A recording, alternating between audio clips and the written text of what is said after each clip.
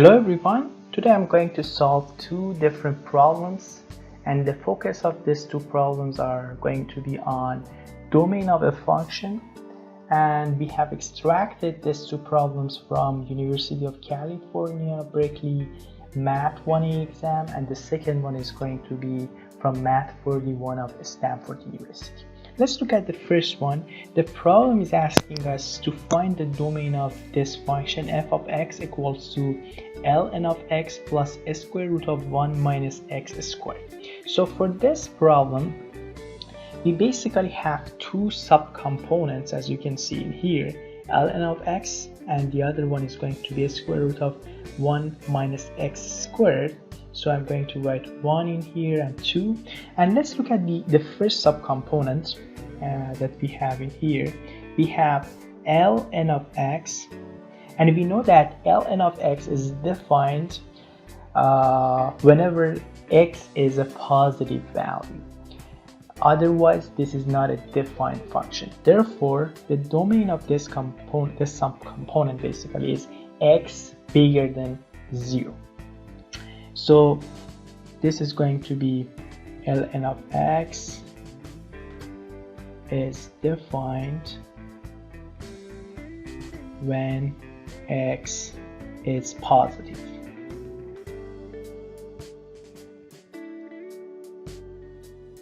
The second term, or the second subcomponent that we have in here, is square root of 1 minus x squared, and this subcomponent again is going to be defined whenever we have a positive number under the square root, or at least 0. So we cannot have a negative number under a square root, as you know.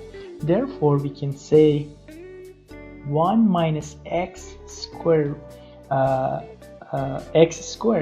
should be bigger than or equal to 0, and then minus x squared is equal or bigger than minus 1, and we can write from there, we can write x squared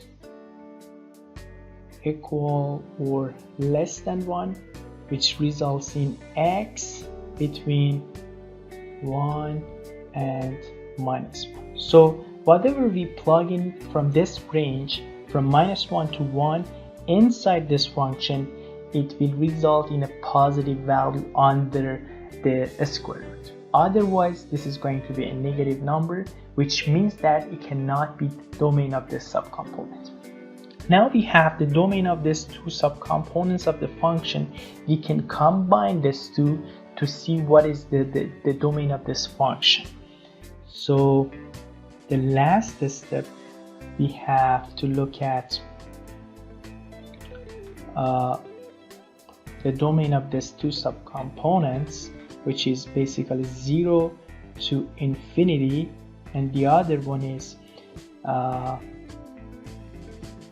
minus 1 to 1. And the combination of these two would give us 0 to 1, and this is the domain of the function.